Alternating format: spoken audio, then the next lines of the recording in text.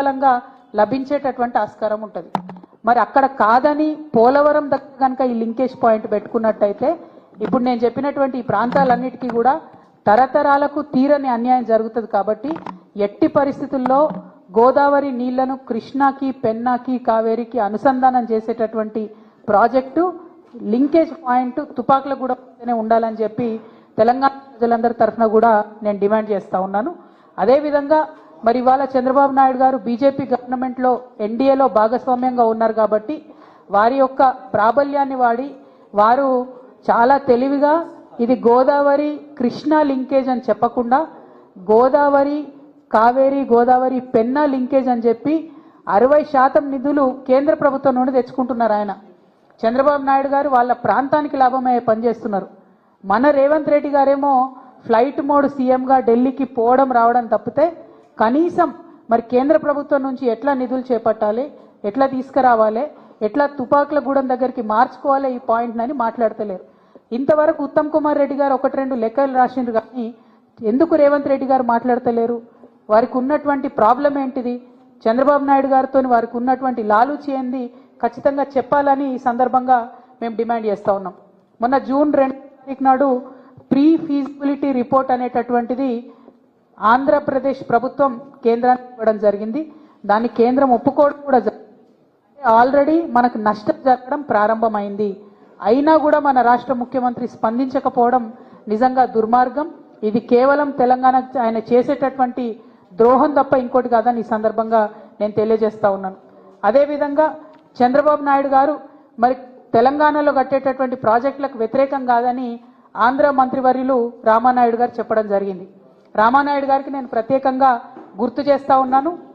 మేము తెలంగాణలో పాలమూరు రంగారెడ్డి కట్టుకున్నప్పుడు, కాళేశ్వరం ప్రాజెక్టు కట్టుకున్నప్పుడు మీరు పుంకానుపుంకలుగా ఆనాడు చంద్రబాబు నాయుడు గారు అధికారంలో ఉన్నప్పుడు కేంద్ర ప్రభుత్వానికి లేఖలు రాసిన విషయం రామానాయుడు గారు గుర్తుపెట్టుకోవాలి. మీరు సీనియర్ సభ్యులు, ఇదివరకు కూడా ఎమ్మెల్యేగా ఉన్నటువంటి వారు, మీరు దయచేసి ఆ ఉత్తరాలన్నీ కూడా చూసుకోండి. చంద్రబాబు నాయుడు గారు సుప్రీంకోర్టులో కూడా మాకు వ్యతిరేకంగా కేసు వేసిండ్రు. కొత్త ప్రాజెక్టులు కట్టుకుంటే, కొత్త ప్రాజెక్టులు కాదు పాత చిన్న ప్రాజెక్టులు కల్వకుర్తి, భీమా, నెట్టెంపాడు లాంటి ప్రాజెక్టుల స్కోప్ పెంచుకుంటే కూడా ఆయన సుప్రీంకోర్టులో కేసు వేసిండ్రు. తుమ్మిళ్ళ ప్రాజెక్టు కడుతుంటే కూడా ఆర్డీఎస్ దగ్గర ఇంకేమీ కూడా మీరు ప్రాజెక్టులు చేయొద్దని చెప్పి ఆయన కేసు వేసినటువంటి వ్యక్తి. అదే మీ ఆంధ్రలో ఉన్న సుంకేష్లను మాత్రం మీరు పెంచుకున్నారు, మా తుమ్మిళ్ళను మీరు పెంచుకోనియలేదన్న విషయం తెలంగాణ ప్రజలు, ముఖ్యంగా మహబూబ్ నగర్ ప్రజలైతే మర్చిపోయే ప్రసక్తే లేదు. మహబూబ్ నగర్ నల్లమల్ల బిడ్డనని చెప్పుకునేటటువంటి ఈ చీఫ్ మినిస్టర్ గారు మరి నల్లమల్ల పులిబిడ్డ అని చెప్తారు. చంద్రబాబు నాయుడు విషయంలో, జలదోపిడిని నివారించే విషయంలో మాత్రం రేవంత్ రెడ్డి గారు పేపర్ టైగర్గా మిగిలిపోయినరని చెప్పి నేను ఈ సందర్భంగా ఆరోపణ చేస్తా ఉన్నాను. మీరు పులిబిడ్డ కాదు, you are just a paper tiger. మీరు జలదోపిడి ఆపకపోతే మాత్రం మహబూబ్ నగర్ జిల్లా, తెలంగాణ సమాజం రేవంత్ రెడ్డి గారిని ఎన్నటికీ కూడా క్షమించదు. ఇవాళ ఈ బనకచెర్ల లింకేజ్లో భాగంగా ఆంధ్ర ప్రాంతంలో బొల్లపల్లి అనేటటువంటి ఏరియాలో 150 టీఎంసీలతోని ఒక ఆర్టిఫిషియల్ రిజర్వాయర్ని కడతా ఉన్నారు. దీనివల్ల నల్లమల్ల ఫారెస్ట్ కూడా మునిగిపోతా ఉన్నది. మరి ఆ ఫారెస్ట్ మునిగిపోకుండా తెలంగాణ జాగృతి ఆధ్వర్యంలో ఖచ్చితంగా మేము కోర్టులను ఆశ్రయిస్తాం. ఎట్టి పరిస్థితుల్లో ఈ బనకచెర్ల లింకేజ్ ప్రాజెక్ట్ ఆపడానికి మేము శతవిధాలుగా ప్రయత్నిస్తాం. ఇదివరకు తెలంగాణ జాగృతి ఆధ్వర్యంలో ఉమ్మడి ఆంధ్రప్రదేశ్లో పోలవరం మీద కూడా మేము కేసులు వేసి ఆపే ప్రయత్నం చేసినాం. సో అదే ప్రయత్నం ఇప్పుడు ఈ బొల్లపల్లి రిజర్వాయర్ని కూడా ఆపే ప్రయత్నం చేస్తాం. ముఖ్యమంత్రి గారు నేను సవాల్ చేస్తున్నా, మీరు నిజంగా నల్లమల్ల పులిబిడ్డ అయితే ఈ బొల్లపల్లి రిజర్వాయర్ కట్టకుండా అడ్డుకోండి.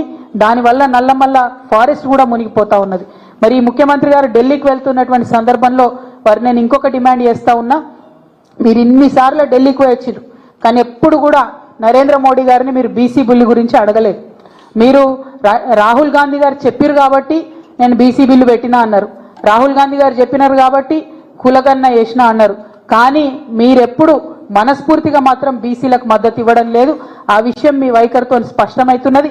నేను రేవంత్ రెడ్డి గారిని డిమాండ్ చేస్తా ఉన్నా, మీరు ఇవాళ ఢిల్లీకి పోతా ఉన్నారు, మళ్ళొకసారి హాఫ్ సెంచరీ దాటినట్టుంది, 51సారి కావచ్చు ఇది. మరి ముఖ్యమంత్రి గారికి కంగ్రాచులేషన్స్ కూడా చెప్పాలి. గిన్నిస్ రికార్డు వాళ్ళు వెతుకుతున్నారట రేవంత్ రెడ్డి గారు ఎక్కడున్నారని. ఢిల్లీకి పోయి వచ్చే ముఖ్యమంత్రులలో గిన్నిస్ రికార్డు కూడా వారికే వచ్చేటట్టుగా నాకు కనిపిస్తూ ఉన్నది. మరి మీ గిన్నిస్ రికార్డు వచ్చినందుకు సంతోషం, కానీ మా బీసీ బిడ్డల బిల్లును మాత్రం మీరు ఢిల్లీకి పోతా ఉన్నారు, ఖచ్చితంగా తీసుకొని రావాలని చెప్పి మేము డిమాండ్ చేస్తా ఉన్నాం. ఒకవేళ మీరు బీసీలకు 42% రిజర్వేషన్ ఇవ్వకుండా